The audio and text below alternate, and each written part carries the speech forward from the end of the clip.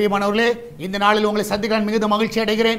இந்த நாளிலே கர்த்தர் நமக்கு கொடுக்கிற வாக்குத்தத்தம் சங்கீதம் 71வது சங்கீதம் 21வது வசனம். Psalm 71 verse 21.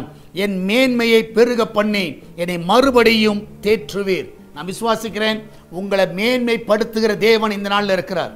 ஒருவேளை அநேக இடங்களிலே நீங்கள் அவமானத்தை சகித்து நீங்கள் குறுகி போயிருக்கலாம். அநேக வீடுகளிலே உங்களுக்கு அவமானப்படுத்தப்பட்டிருக்கலாம். அநேக இடங்களிலே நீங்கள் அவமானப்படலாம். ஆனால் எனக்கு ஒன்று தெரியும், இந்த நாளிலே உங்களை மேன்மைப்படுத்துகிற தேவன் உங்களுக்கு கூட இருக்கிறார். ஒரு ஆஃபீஸில் உங்கள் மேன்மையெல்லாம் கம்மியாக இருக்கலாம், உங்களை இன்சல்ட் பண்ணியிருக்கலாம், உங்களோட பெயரை கெடுத்து இருக்கலாம், உங்களுக்கு அவமானத்தை கொடுத்திருக்கலாம். ஆனால் இந்த நாளிலே அவர் உங்களை மேன்மைப்படுத்துவார். உங்கள் தலைகளை கர்த்தர் உயர்த்துவார், உங்களை ஹானர் பண்ணுவார். ஆமென். அதை பார்த்து நீங்கள் தேற்றப்படுவீர்கள்.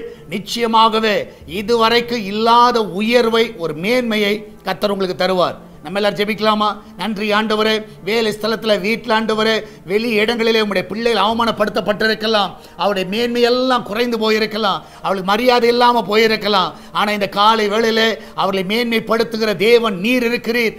இந்த நாளிலே நீர் ஒருவனை உயர்த்துவீர் என்றால் யாரும் அதை கீழே தள்ள முடியாதப்பா. இந்த நாளிலே எந்த இடத்துல அவள் மேன்மை இழந்து காணப்படுகிறார்களோ, அந்த ஹானரை இழந்து காணப்படுகிறார்களோ, அதே இடத்துல அவருடைய தலைகளை உயர்த்தவனுமா ஜெபிக்கிறேன். ஊழியத்தில் உயர்த்துங்க, சபையில் உயர்த்துங்க, குடும்பங்களில் உயர்த்துங்க, பிள்ளைகள் மத்தியில் உயர்த்துங்க. ஆண்டவரே கர்த்தாவே, இந்த நாளிலே அவருடைய தலைகளை உயர்த்தி அவர்களை ஆசீர்வதிங்கப்பா.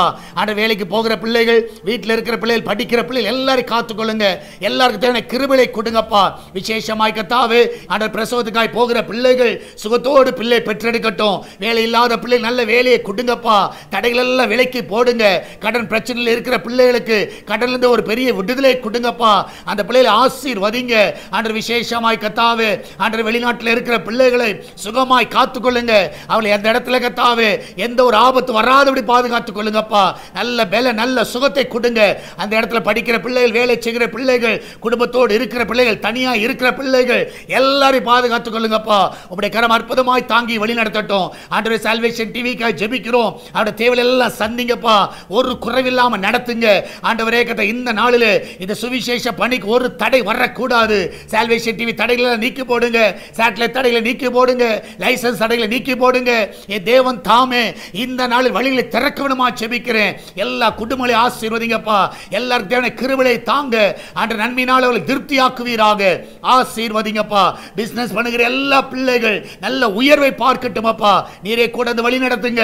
பிள்ளைகள் நல்ல ப்ரமோஷனை கொடுங்க, நல்ல இன்கிரிமெண்டை கொடுங்க. இந்த நாளில் ஆண்டவரே, அந்த பிள்ளைகளுடைய வீடுகள் ஆண்டவரே, காலியாக இருக்கிற வீடுகள் ஆண்டவர் வாடகைக்கு ஆட்களை கொண்டு வருவீராக. லீஸுக்கு ஆட்களை கொண்டு வாங்க.